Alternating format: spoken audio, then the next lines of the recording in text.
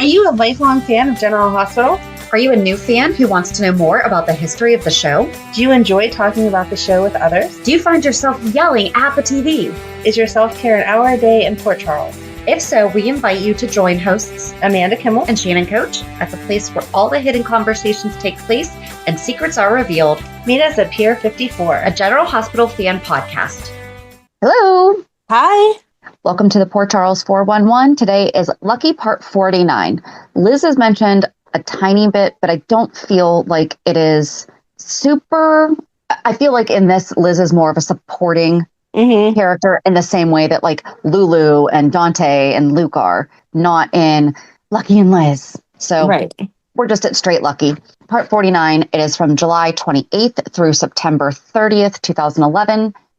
We did mention this on our recap for this week, but if you're listening to this outside of the week of September in 2025, this is when Jonathan Jackson's son Titus was playing Aiden, which is super cute because when you see the photos of him or the videos of him like hugging his son, you're like, oh, so cute. That's his son.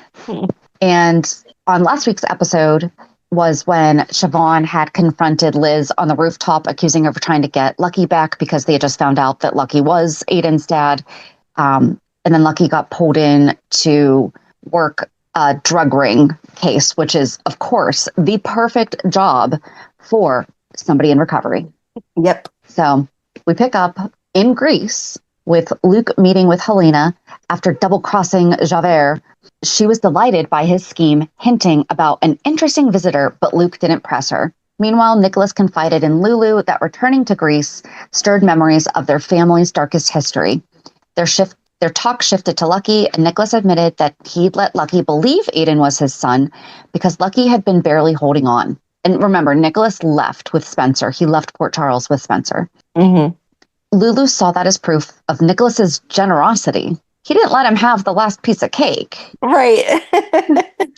But Nicholas argued that it only deepened his resentment. He said everything had always been about protecting Lucky while no one cared about what it cost him. For Nicholas, being Aiden's father had finally given him a sense of family because having Spencer apparently didn't.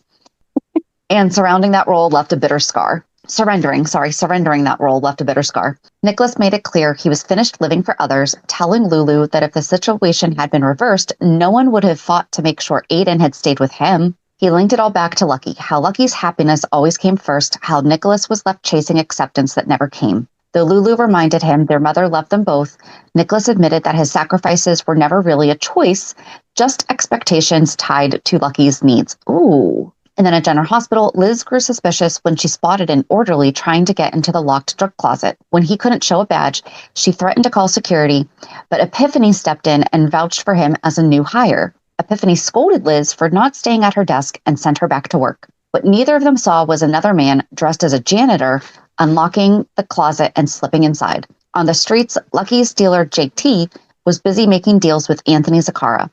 Anthony wanted to use Lucky as their undercover addict, certain that if Lucky took even one pill, he'd fall right back into the habit.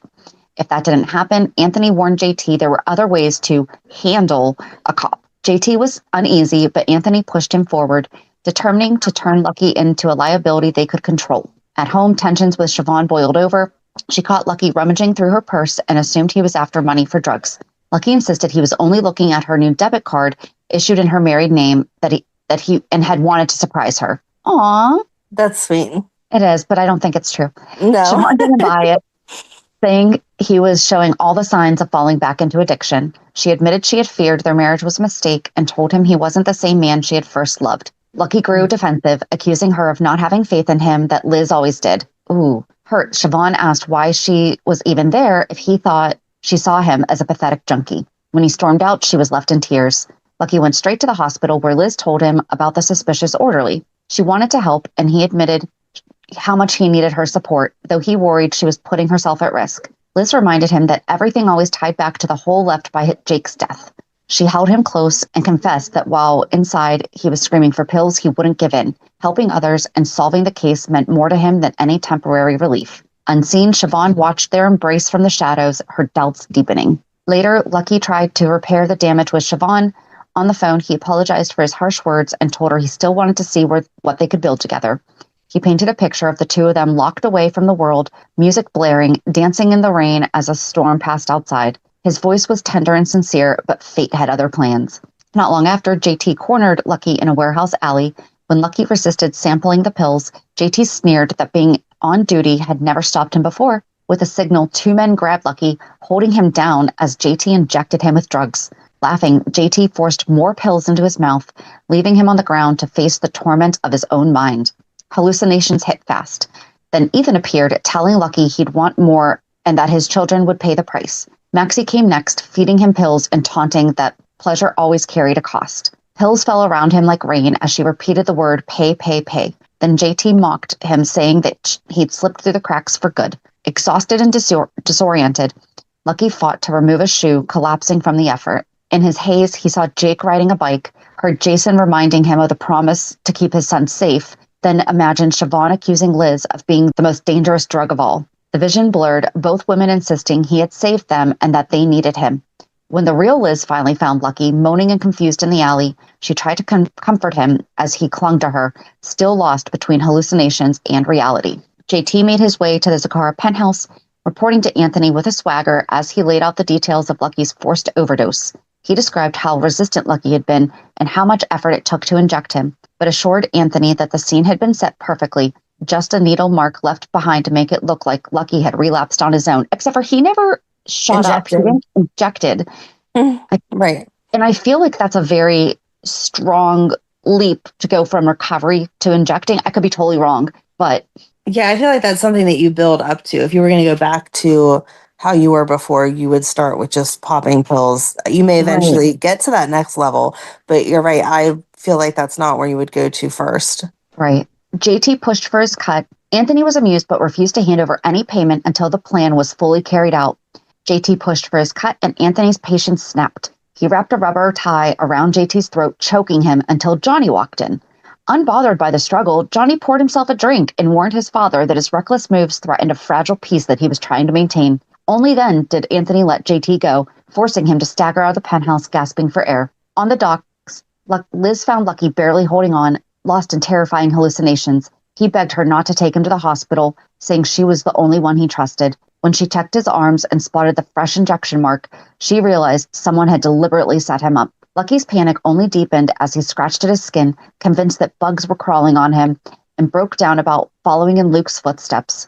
Dante arrived, offering to stay with him while Liz raced to the hospital for a counteragent. But while Dante called in to check on things, Lucky lashed out, convinced Dante would turn him in. He knocked Dante unconscious and fled into the night. When Liz returned, she found Dante on the ground and Lucky gone, drifting toward the pier and staring out over water in despair. At the apartment, Siobhan left Lucky a heartfelt voicemail, admitting she believed in his strength and couldn't bear the thought of losing him. Later, Lulu arrived looking for him, but found the place empty. Ethan soon appeared, worried about Siobhan after hearing that she had had a nosebleed.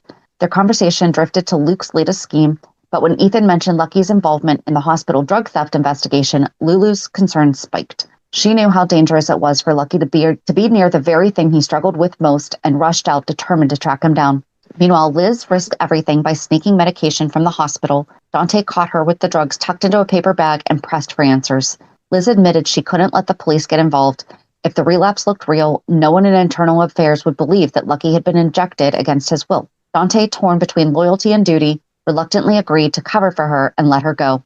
Elsewhere, Anthony plotted his next move. He gloated to JT about expanding his operation through Luzetta's bakery, knowing Spinelli had been snooping there, but dismissing him as a harmless. With Lucky discredited, Anthony felt confident that no one could stand in his way. But when Siobhan happened upon the alley and overheard Anthony and JT discussing how Lucky needed to stay out of the way or be eliminated, her startled gasp gave her away. Before Anthony could confront her, Liz appeared on the phone with Dante. She revealed she was closing in on Lucky's location, his cell phone pinging near a warehouse. Given the fragile state he was in, she insisted she should be the one to reach him first. Lucky, weak from the drugs that had been forced into his system, stumbled through the storm until he reached the church where he and Liz had once exchanged vows as teenagers. The building, half abandoned and under construction, was dark and echoing as he collapsed against the wall. Frightened by the thunder and lightning, he crouched in the corner, slipping into a haze of memories and hallucinations. He saw Liz as she had been years before, in a simple white dress with flowers woven into her hair. The vision spoke to him, reminding him of the vows they had once made, promising love that would never change. Lucky answered her, admitting that while they always shared a bond, they had also done terrible things to each other and broken something between them. He said their love might be permanent in some way, but it wasn't enough to make their relationship work. The hallucination begged him not to give up, but when he reached out to touch her hand, he pulled back only a cloth from a candle holder. Calling out for Liz, he collapsed on the floor. Isn't that the same one that he found her in that's when she found out that she was pregnant with Aiden? He found her like nearly frozen? Yeah, I think so. Okay. So not only did they give vows there when they were teens, they have now each found each other passed out. Oh, wait, spoiler alert. Amanda, pick up where we get to now. I mean, that is the only church we've already established, right? So. Well, I think it's a different church. I don't know if I don't think this is the one that we know now. Oh, really? Oh, I thought it was all the same. Okay. Alrighty. You know what? We've never done that. We've never done the churches in Port Charles. We need to call them and ask for a map. I need to know exactly what churches exist where and when. Exactly. Okay. At the same time, Liz and Siobhan were locked in a tense confrontation. Siobhan had found Lucky's phone, his shoes, and the medication Liz had taken from the hospital supply closet to counteract what he had been injected with. Convinced Liz was manipulating the situation to keep Lucky tied to her, Siobhan accused her of stealing the drugs, of hiding the truth, and of wanting Lucky dependent on her. Liz tried to explain that someone had set him up, but Siobhan refused to believe it, insisting that Liz was only using her children as an excuse to keep Lucky close. Their fight escalated when Siobhan grabbed Liz's purse and during the struggle, she lost her footing and tumbled down the stairs. Is Siobhan really trying to imply that Liz shot him up? Because we all know that would not happen. Right. Liz panicked when she realized. Remember in the last episode, she accused Liz of trying to be manipulative and keeping Lucky, trying to play Lucky. So this could be something where she might be accusing Liz of shooting him up so that he's dependent on her. Right. So, I mean, that's probably where she's getting it from, not necessarily that she would, but that's where she's thinking. Because I feel like she's kind of getting a little bit delusional herself, where she is obviously making up stories in her head. And it's, no, I just said, bless you, when they sneezed. Oh, so you want to sleep with her. Right. I feel like that's kind of where Siobhan's getting. Yeah, a little bit of paranoia there. That's understandable. Liz panicked when she realized how badly Siobhan was hurt and dragged her to the car to rush her to the hospital. The storm made driving dangerous, and Siobhan accused Liz of trying to kill her even as she drifted in and out of consciousness. Distracted and terrified, Liz swerved into oncoming traffic and collided head-on with Jason and Carly's car.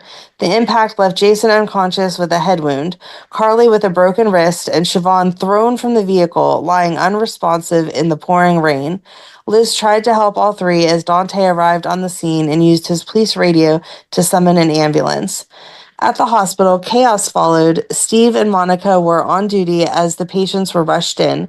While Olivia arrived to support Carly, Liz, shaken and exhausted, anxiously followed Siobhan's gurney as Steve confirmed she was in critical condition. When Matt prepared for emergency surgery, he pressed Liz for details about Siobhan's injuries. Liz admitted there had been a fall before the accident, but refused to go into detail about the argument that had led to it. Her focus stayed split on Siobhan's life hanging in the balance and on the gnawing feeling that Lucky was still missing somewhere in the storm, barely holding on. Steve reminded Matt that his priority had to be saving Siobhan and not questioning Liz. He warned that Liz's story needed to be consistent because recent events could easily make her look guilty. Liz insisted that Siobhan's fall had been accidental, but when asked about Lucky's whereabouts, she clammed up, knowing that anything she said could be twisted. Olivia, meanwhile, insisted on taking Dante's car keys without explanation, leaving him worried and confused. Later, Dante found Liz pacing the hallway, confessing that she felt responsible if Siobhan didn't survive. He urged her not to speak that way, warning that saying it aloud might make others believe it. Dante suggested calling the police to help find Lucky, but Liz begged him to wait, worried that internal affairs would see a relapse and use it against Lucky. She promised Dante that she might know where Lucky had gone and hurried off, determined to locate him herself. Lucky had ended up in a partially constructed church, calling out for Liz and finding only fleeting images of her. He wrapped himself in a pew cover for warmth and drifted into memories of his teenage pranks with Liz and of the night Helena burned down his apartment. Eventually, he curled up to sleep, exhausted, until Liz arrived, administering the medication to counteract the drugs he had been injected with. Lucky awoke briefly, grateful for her presence, and leaned on her for comfort while he processed the hallucinations and fear from the alley incident. Lucky told Liz about the hallucinations he'd experienced, including visions of Jake and other twisted, drug-fueled images. Liz reassured him that what had happened had been forced on him, and he hadn't relapsed by choice. He worried about Siobhan, and Liz filled him in on the car accident and the extent of her own involvement, including her struggle with Siobhan and the attack on Dante. She reassured him that Siobhan's fall on the stairs had been an accident, determined to see his wife, Lucky, left with Liz, guiding him towards the hospital, holding on to her for support as he moved through his fear and lingering effect of the drugs. At the hospital, Lucky arrived at Siobhan's bedside, focusing entirely on her. Lulu questioned him about the stakeout and whether Liz had influenced his actions, expressing concerns that Lucky might still be vulnerable. Lucky reassured her that he hadn't relapsed and that Liz had only been helping him navigate the aftermath of being drugged. He reminded her that he wasn't Luke and refused to let past mistakes define him. Ethan noted that Lucky's appearance looked like he'd been on a bender, but he wasn't convinced a relapse had occurred, recognizing that Liz's guidance had helped keep Lucky grounded. Lucky focused on comforting Siobhan, teasing her gently about her Irish superstitions and promising that once she was recovered, they'd have time to work through the relationship. Lulu lingered, pressing questions about how Lucky had managed to stay on top of the investigation while being so close to drugs. But Lucky firmly drew boundaries, insisting that lecturing him wasn't helpful. He told her to step back, making clear that he wouldn't be anyone's stand-in for Luke, and concentrated on staying at Siobhan's side. Liz stayed nearby, supporting Lucky quietly while he reassured Siobhan and processed the events that had brought him back from the brink. Lucky admitted to Siobhan that he had been harsh on Lulu, acknowledging that she had been right to worry about his sobriety. He explained that the drugs forced into his system were calling for company, a temptation he had to fight against, but he was determined not to give in. He understood that Siobhan doubted his ability to resist, but he wanted to prove himself, not just to her, but to himself.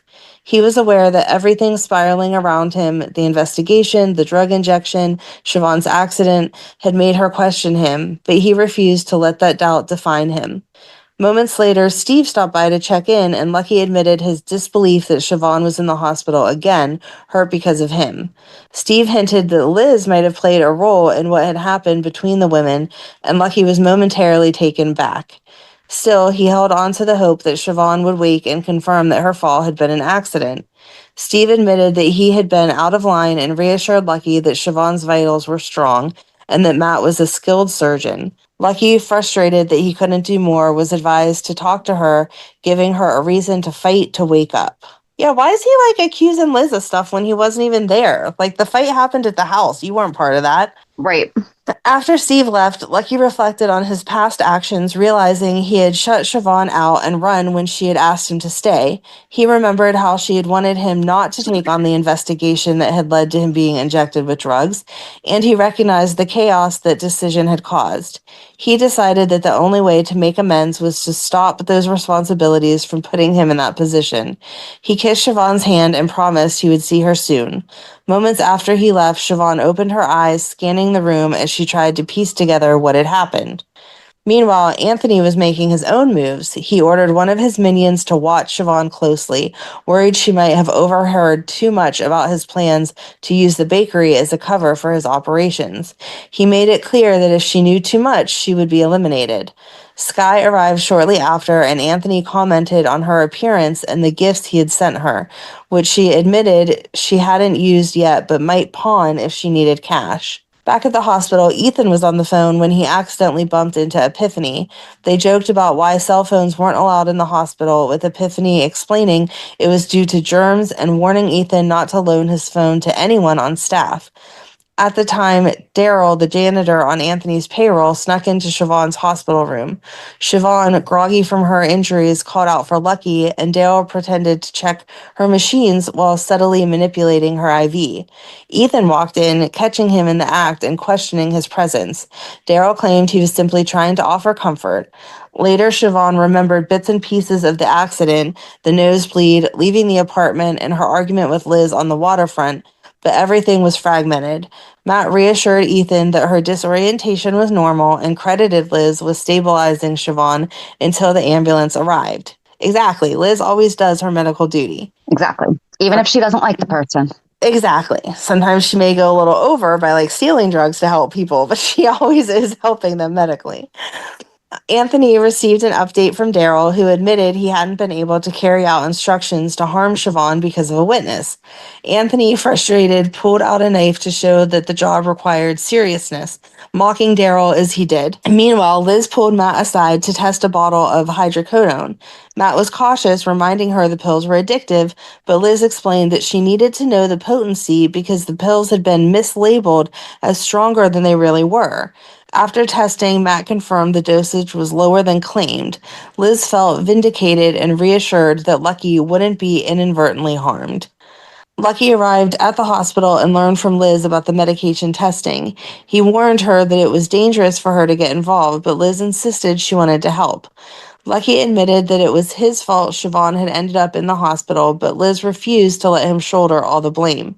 He was determined to take down the people responsible for the drug ring, even though Liz feared for his safety. She urged him to be cautious, reminding him that it would be harder to resist the temptation of drugs with some still in his system. Lucky acknowledged that the craving would always be part of him, found comfort in knowing others believed in him, and Liz promised she always would. Meanwhile, Lulu was worried about Lucky leaving the hospital instead of staying with Siobhan, convinced that he was hiding something. Dante teased her about the cold while she applied an ice pack to his swollen jaw, but also reminded her he had taken the day off to celebrate her birthday. Matt later found Liz and told her that Siobhan was conscious and asking for her, but warned that any misstep could risk her medical license. She's not going to kill her in the hospital, even if that had been her intention, which it wasn't. And if you're concerned about it, then why don't you say you have to be there while they have whatever conversation they're going to have? I don't know. Yeah. Wouldn't that be the normal thing? I'm concerned you're going against protocol, so I'm going to stand here and witness it. Okay. Right, exactly. Especially where didn't she just have the situation where she accidentally administered? Oh, hold on. Right. Exactly. So you could totally have covered that, not just say to her, hey, don't mess up because she'll lose your medical license. Okay. Yeah, that is what happened when Siobhan just had the surgery the last time. Yes. Okay. Right. I would think they would take her off the case completely and just tell her to stay away, but whatever. Right. Lucky confronted JT on the docks, demanding to know why JT had tried to kill him. JT claimed he hadn't meant to kill Lucky, only to show him a good time with his drugs. Lucky, still feeling the effects, asked for more, and JT, suspicious that Lucky was setting him up, searched him and found the bottle of half-strength pills Liz had given him. JT insisted Lucky take one to prove his trust, and after some hesitation, Lucky complied. JT noticed how distressed he looked after taking a pill, and Lucky admitted it was a mix of love and hate all at once. JT wanted to trust him, but Lucky's badge and the life he was leading kept them apart. When Matt appeared in his scrubs, catching Lucky giving pills to JT, he warned Lucky to keep Liz out of the investigation, saying her career could be in jeopardy. Lucky refused to give details, promising only to protect her. Even so, his mind kept drifting back to Siobhan. When Liz called to say Siobhan was awake, Lucky grabbed the bottle of pills she had given him and rushed to General Hospital, anxiety gnawing at him every step of the way. At the same time, Siobhan's life was in grave danger. Anthony had her trapped, disconnected her life support, and closed the blinds, because that wouldn't send off any alarms or anything. Speaking coldly about her being in the way of Lucky and Liz, he taunted her, insisting she had overheard things she shouldn't have, and testing her will to survive while holding a cloth soaked in a deadly drug over her face. He talked about orchids, their fragile beauty, and the will to live, daring her to fight, but she was clever enough to leave a secret message for Lucky on a pillow while Anthony thought she was unconscious. When Anthony finally left, convinced she was was dead, Siobhan struggled to leave that hidden note, a final attempt to reach Lucky. Lucky arrived at the hospital thinking she was sleeping. He apologized for not being there when she woke and fretted over the machines hooked up to her. When he laid his hand on her forehead and realized she wasn't breathing, panic hit him. He screamed for a doctor as Liz stood frozen in the doorway, stunned. Steve rushed in, performed CPR, and called for a crash cart, but Liz didn't immediately step in, paralyzed by shock. Lucky demanded to know what had happened, and in his confusion and grief, he blamed Liz for Siobhan's condition, convinced that someone should have prevented this. Liz didn't have the answers, but Lucky felt the weight of responsibility crushing him, insisting that everything that had happened had been set in motion by his choices. As Steve worked frantically, Lucky returned to Siobhan's side just in time to see her flatline. Steve moved Liz out of the room, questioning her about what had happened and insinuating she might be responsible. Liz was insulted and walked away, while Steve later assured her that the autopsy would provide the truth and clear her of any wrongdoing. Lucky stayed at Siobhan's side. He apologized for not letting her go when she asked, for being too selfish, for not realizing that he had become the danger he had tried to protect her from. He recalled their first meeting, the fire in her soul, the spark that had made her so special, and lamented that he had been unable to shield her from harm. All he could offer now was a hollow apology. He recited a traditional Irish farewell, kissed her hand, and took a pill from the bottle Liz had given him, asking her not to hate him more than she already did. He held her hand, crying, overwhelmed by the weight of her loss. Later, he listened to her final phone message, hearing her faith in him, her admiration, and her wish for him to be safe, and cried anew that those should not have been her last words. What he didn't see was the hidden message she had left on the pillow beside the bed, a quiet testament of her love, hope, and faith in him, even in her final moments. So I just looked it up. The chapel that Lucky and Liz go to all the time is just only ever referenced as an abandoned church. Oh, okay. But there are multiple churches that are mentioned at various times. So we could do that sometime as a mini 411. Yeah, I would just kind of like to know, because it seems like every wedding, baptism, funeral, major life event happens at that same church. That's All Saints. Yes. Yes. So Lucky was reeling after everything that happened with Siobhan. At the nurse's station, Matt was celebrating a successful operation, but the mood shifted quickly when Liz revealed Siobhan had passed away. Matt was shocked. Yeah, maybe you check after the person's, in their room and stable. Like, I don't feel like 2 seconds after you close up is exactly right when you start gloating. Matt was shocked. He remembered seeing her improving, even asking for Liz, and he couldn't understand how things went so wrong. Liz explained that she had spoken with Siobhan and then fetched Lucky at Siobhan's request, only to return and discover she had died. Steve had worked hard to resuscitate her, but it had been too late. Matt was relieved an autopsy would be performed to clear his name, but Epiphany bristled at the suggestion that nursing staff might bear any blame, pointing out that blame always seemed to roll downhill onto them. Later, Steve asked for all the nursing logs for the past few weeks to investigate missing medications, including hydrocodone, naloxone, ipecac, and atropine. Liz and Matt exchanged concerned looks but stayed quiet, knowing the missing drugs were connected to Lucky's recent undercover work. Matt and Liz talked privately about the pills Liz asked him to test. Matt realized some of the drugs could have been used to treat overdoses and asked who had been doping. Liz explained that Lucky had been injected with narcotics while working undercover, and Matt admitted he had helped Lucky recently on the docks. He was worried about Lucky around drugs, but promised to stay quiet unless Lucky was in real danger. Meanwhile, Epiphany traced the funny business with medication back to 3 days earlier, when she and 2 other nurses, including Liz, had been on duty. She warned Liz without pointing fingers, and Liz turned to Matt for reassurance. At home, Lucky was still grappling with guilt. He listened to a message he had left for Siobhan just before JT hadn't injected him with drugs and broke down, throwing the answering machine across the room. Aw, answering machines!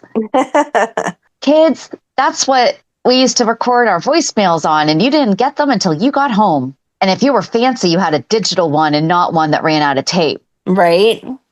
The bottle of hydrocodone fell from his pocket, scattering pills across the floor. Ethan arrived and tried to help, but Lucky insisted he leave the pills alone. Ethan offered to handle funeral arrangements and contact Siobhan's family. Lucky confessed he wished Siobhan had listened to her sister, who had warned her to stay away from him. He believed she would still be alive if she had returned to Ireland, and he admitted that he hadn't been able to give her what she wanted or deserved. Ethan reminded him that Siobhan had acted on her own will and that Lucky's intentions had been good, but Lucky couldn't shake the guilt. Later, Matt, Lucky, and Ethan met in Siobhan's hospital room, where Matt showed Lucky a pillow with a cryptic message from Siobhan. Lucky felt he owed it to her to decipher it. Steve then entered, requesting authorization for an autopsy to determine the cause of death, and Lucky explained that Siobhan had been his wife, emphasizing how much he wanted answers.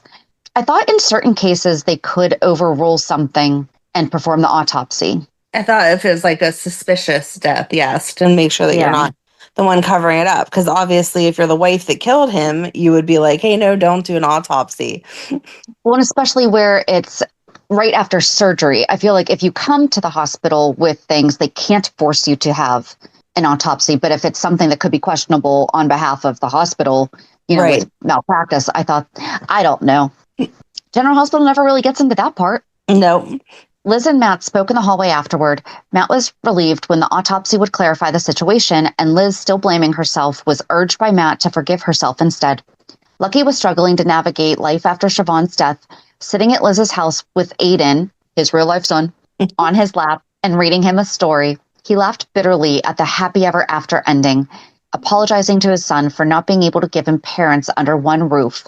Lucky admitted he had hoped to give Aiden some sense of that life with Siobhan, but she was gone, along with her Irish stories and sayings. He stared at the bottle of hydrocodone in his pocket, wondering what kind of a legacy he could leave Aiden that didn't involve mistakes he'd already made. Lucky promised himself that he would protect his son, making sure he learned from Lucky's failures and keeping dangerous drugs out of children's hands. Later, Dante stopped by to check on Lucky, curious about how he was holding up after taking time off of work. Lucky confessed that spending time with Aiden helped, but Dante wanted to address Lucky's recent exposure to narcotics. Lucky resisted, not wanting Lulu to find out, but Dante insisted, explaining that he had asked Lulu to move in and that honesty was important. Their discussion was interrupted when Lulu walked in and overheard enough to realize that Lucky had been given drugs against his will and that Dante had known about it. She was furious, demanding proof and struggling to trust Lucky's story, especially since she had been down a similar path when Lucky first battled addiction. Lucky and Dante had explained that Liz had found Lucky after he had been injected, countering the effects and taking him to the hospital to see Siobhan. Lulu insisted Lucky should resign from the case, but Dante explained he couldn't intervene, which only deepened the tension between them. Lucky left after taking a pill, worrying that he might not be the father Aiden deserved. Meanwhile, at the nurse's station, Liz and Matt dealt with the aftermath of missing medications and the results of Siobhan's autopsy. Liz had given Matt a bottle of hydrocodone to test, but a second bottle had gone missing, leading them to worry that Lucky might have taken it. Matt reassured Liz that he had replaced all the missing medications and praised her loyalty to Lucky. They discussed the idea of rekindling their own relationship, but both agreed it wasn't the right time. Lucky was grieving Siobhan, and they had their own history of codependency. Liz admitted she hadn't handled Lucky's addiction well initially, but Jason's surgery and recent events had given her perspective. When Lucky approached the nurse's station about claiming Siobhan's body, Matt told him he couldn't, prompting Lucky to ask why. Matt explained that an autopsy revealed no signs of physical violence or lethal substances. Siobhan's death had no clear cause, as if she had simply stopped breathing. Matt told him that her death wasn't from natural causes. Lucky assumed he could claim her body, but learned that Siobhan's sister, Megan McKenna, had legal rights. When Lucky met Megan, the conversation quickly became tense. Megan blamed Lucky for Siobhan's death, saying that she had warned her sister about him and accusing him of letting trouble get to Siobhan's life. Lucky tried to explain that he hadn't forced Siobhan to marry him and promised to find out what had happened, but Megan was unconvinced and left the room, leaving Lucky shaken and reaching for his hydrocodone for a moment of comfort. At the Weber house, Lucky spent time with his son Aiden, trying to provide some normalcy. Liz celebrated Cam's first day of school with him, and they made a toast to his late brother Jake, which reminded Lucky of the losses in his life. Dante arrived with questions about Siobhan's death. Liz explained she had been the last one to see Siobhan alive and revealed that Siobhan had known something important about the drug ring connected to Lucky, but had not shared the details. Dante warned Lucky that continuing the investigation could put his sobriety at risk, but Lucky felt he couldn't step back. Struggling with grief and the urge to relapse, Lucky took a moment with Siobhan's wedding ring and a pill from the bottle of hydrocodone he carried. He was trying to balance his responsibilities to Aiden with uncovering the truth about Siobhan's death, all while handling the skepticism of those around him. Meanwhile, Dante's relationship with Lulu became strained as she felt he had kept information about Lucky's drug exposure from her. Liz and Matt discussed Lucky's situation, confident in his ability to resist the relapse, but aware of challenges that he faced. And then tension increased when Anthony sent a man posing as an orderly to manipulate drugs at the hospital, and Liz went after him, only to be attacked at the waterfront. Lucky stared at a bottle of pills in front of him, counting them, weighing the temptation, and finally flushing them down the sink. The act gave him a moment of relief, but the fight was far from over.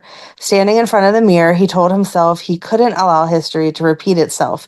He wouldn't become like his father, no matter how hard it got. Meanwhile, Lulu went searching for Spinelli at the waterfront, thinking he might have information about recent events, but he wasn't there. As she stood on the dock, her mind wandered back to a memory of an opera with Dante, and she felt compelled to check in with Tracy at ELQ. At ELQ, Lulu revealed what she had learned about Lucky, that he had relapsed because of a dangerous case he had been working and that Dante had covered for him. Tracy, while saddened by the revelation, reminded Lulu not to treat it as a pity party and explained that Dante's actions were motivated by loyalty and protection. Lulu, frustrated and confused, argued that Dante had still lied, but Tracy insisted that protecting someone sometimes required making choices others might not understand.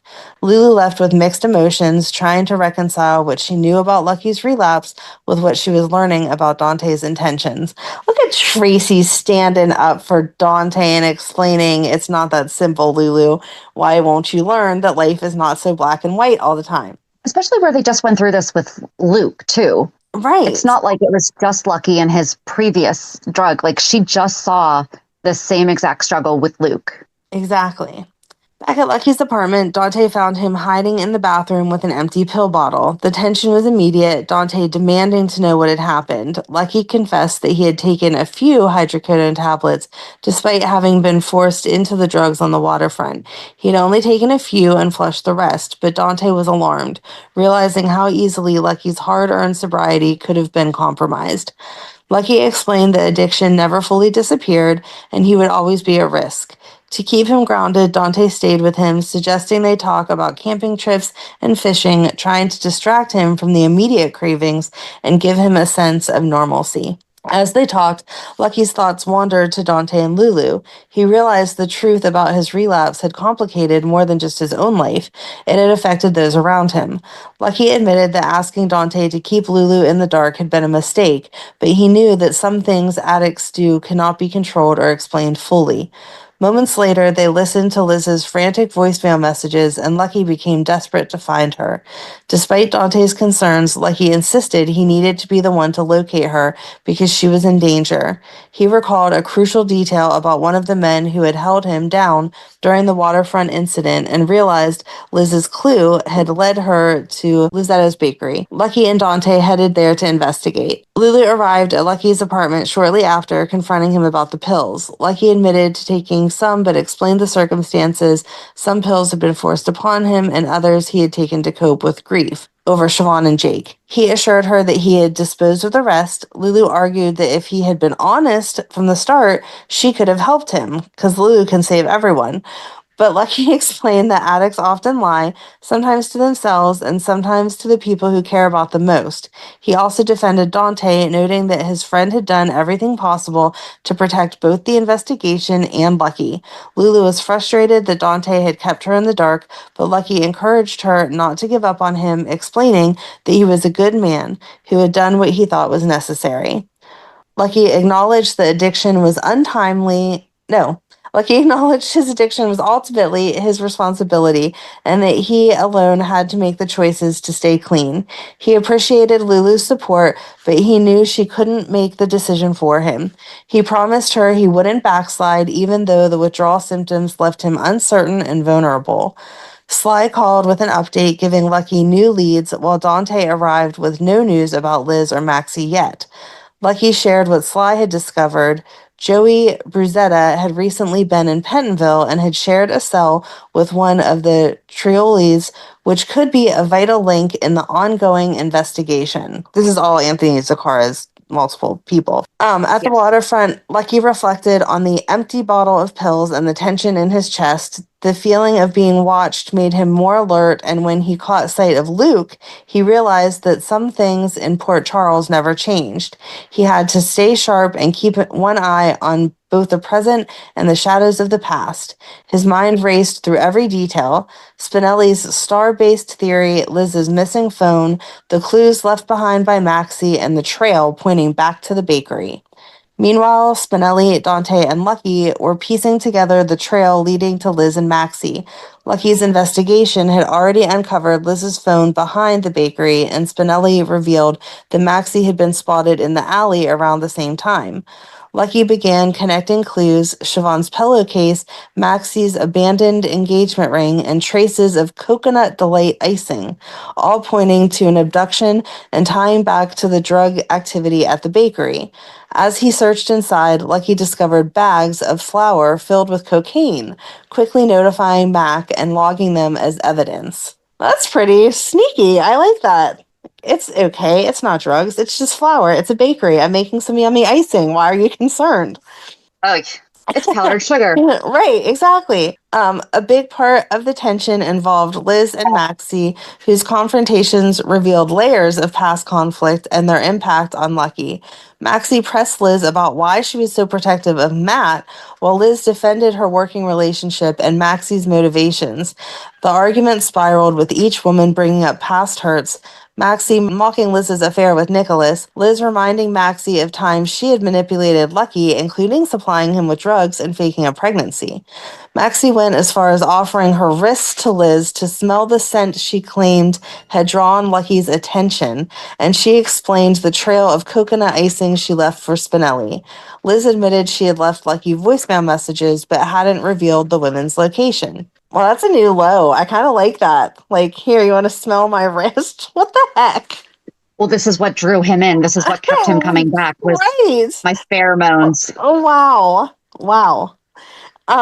The argument escalated further. When Joey arrived, Maxie pretended to be sick. Liz tried to help. Then Maxie used pepper spray to escape while Liz struggled to keep control of the situation. Another man arrived, preventing Liz from leaving, while Joey went to chase Maxie. Meanwhile, Lucky coordinated with Dante from an alley, updating him about the situation and piecing together the clues that indicated the women had been abducted. Lulu confronted Ethan at the Haunted Star about his risky choices, warning him not to repeat their father's mistakes. Their conversation turned to family struggles, with Lulu admitting that her plans for a close-knit family were unrealistic and worrying over Lucky falling back into drug use. Luke overheard, noting with concern that his son had relapsed, while Ethan acknowledged how much trauma the family had endured. Meanwhile, Liz was being attacked by Daryl, the man responsible for Siobhan's death. Lucky, struggling through withdrawal, was nearby and managed to intervene just in time. He shouted for Liz to get down and shot Daryl, saving her life. Dante and other officers arrived to help and Liz explained Daryl's confession, as well as a thug named Joey who had previously attacked Lucky. Lucky privately admitted to Dante that withdrawal was affecting him, but made it clear he was focused on finding the person behind the drug ring. Elsewhere, Maxie and Spinelli were on the waterfront, distressed over Sam's lost engagement ring, but grateful to be safe after a thug had tried to attack them. Lucky checked on them, confirming they were unharmed, and began piecing together the situation when they realized Joey had been silenced to prevent him from talking to the police. He called Dante while arranging for Maxie and Spinelli to be taken to the hospital. Afterward, Liz told Dante that Lucky had arrived just in time to save her from Daryl, emphasizing that all she wanted recorded was that Lucky had been there when she needed him. Yes, that's what a police record's going to say. But he swooped in and saved me at the right moment. Mac checked in, relieved that and she doesn't get to dictate what the police record says. Right. She was kidnapped. She was a victim. It's not like... Let me just write that for you, officer. I want to make sure that those details sound as romantic as possible. Mac checked in, relieved that Lucky was handling the investigation and hoping that Maxie was okay, while Lucky stayed focused on tracking down those responsible for the drug operation and ensuring everyone's safety. Liz filled in Mac on her own role in the chaos, explaining how she had tracked Daryl after catching him stealing drugs from the hospital. She had left messages on Lucky's voicemail so he could find her, and Lucky arrived just in time to save her from Daryl, who confessed to killing Siobhan, and then Lucky killed him. So, of course, now we have to trust that that's what Daryl said to Liz. All right. Right? Didn't he killed Daryl? That's what he said. Shot him just in time, right? Right. Along the way, Lucky uncovered crucial evidence linking the drug ring to Lizetta's bakery, including bags of flour that had been stuffed with narcotics. Meanwhile, the group recovered at the hospital. Maxie and Spinelli were shaken but physically okay, though Maxie was still upset over losing Sam's engagement ring. Lucky checked on everyone personally, making sure they were safe, and coordinated with Dante to ensure the investigation stayed on track. During the chaos, Lucky also noticed a bottle of hydrocodone near Joey's body, a sharp reminder of the struggle he faced with his own substance issues. Back at his apartment, Lucky confronted those same challenges while packing Siobhan's belongings, still feeling the after effects of drugs he had taken earlier. He reflected on his own vulnerability while recognizing the importance of staying sharp for the investigation and the people who depended on him. Lucky and Dante strategized about their larger investigation, realizing Anthony Zacchara could take advantage of Jason and Sam's upcoming wedding to move against Sonny. They went over the possible targets, planned their approach, and coordinated to cover both Sonny's legitimate operations and potential criminal activity. Dante urged Lucky to rest and recover, noting he was still dealing with withdrawal, but Lucky felt he couldn't afford to step back completely. He was aware that even a momentary lapse could cost someone their life. Ethan found Lucky at home, staring at 2 hydrocodone pills he had previously taken from JT. Lucky admitted he had succumbed to the temptation before, but was determined to face his demons and remain in control this time. They talked about the pressures of the Spencer family, past losses, and the impact of Luke and Laura's legacy on their own lives. Ethan worried that Lucky wasn't strong enough to handle it all, but Lucky insisted he had to fight his own battles, and there was only one way to find out if he could. Moments later, Lucky pushed himself on the floor and grabbed his cell phone. He left a message for Dante, letting him know that he was ready to get back to work and planned to track him down. As he headed towards the door, the phone rang, and Lucky quickly answered it.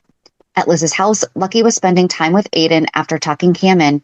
He sang quietly to Aiden, a lullaby Laura had once sung to him and Lulu before putting their son in the playpen and joining Liz on the sofa. The conversation turned to family and loss.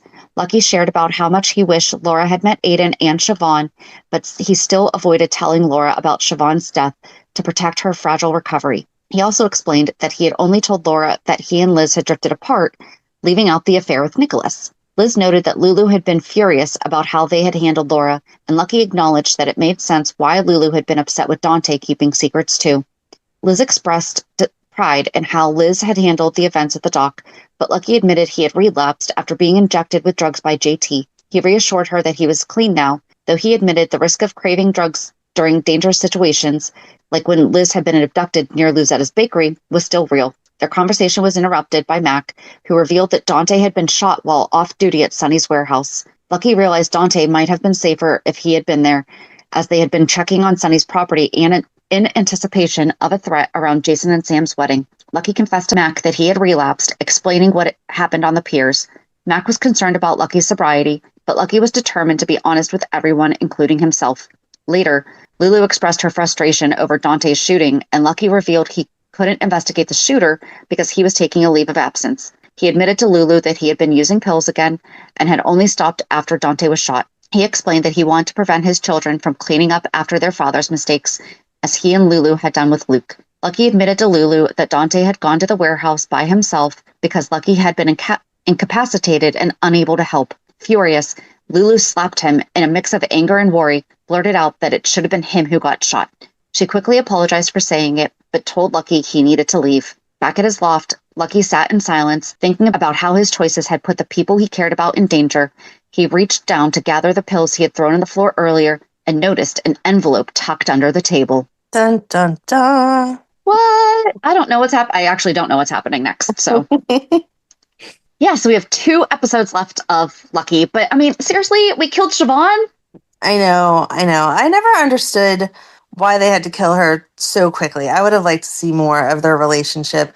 And the fact that he talks about it like it's almost equivalent to the love that he had for Liz, it makes me sad for him. Yeah, because I feel like this is where, because we still haven't seen, like, Lucky hasn't had the desire to leave and go to Ireland with Siobhan. So where is this whole shift in Lucky coming from? You know, the one that we complain about that we've never seen, because even still through this whole relationship with Siobhan, it's, but we can stay in Port Charles, Like, if I could almost understand it if he had met Siobhan, they came back to the States, and then he's like, you know what? I really liked it over there, and this is where she's from. It's less chaotic. I'm going to go ahead and move back to Ireland with my wife. Especially if Aiden hadn't been his. Like, I have nothing keeping me here. Not that he shouldn't have wanted to stick around for the boys he had already committed to, but unfortunately, sometimes that happens. So he could walk away and go live this whole new life. But with everything holding him in Port Charles, I don't understand why they've suddenly changed it like, oh, it's always been his goal to be out and about, because that's not true. No, at least not yet. So let's see if anything happens in the next couple months of 2011 while he's still around. But join us on Monday as Aiden is still not back. Have a good weekend. And we'll meet you at the pier. Bye. Bye. If you enjoyed today's show, we invite you to go to peer54podcast.com to subscribe on your favorite platform. Don't forget to leave us a review. And you can also follow us on many social media channels. Just search for Peer 54 Podcast. Also, we are not perfect, so if there is something that we missed or messed up, just let us know by emailing us at peer54podcast@gmail.com.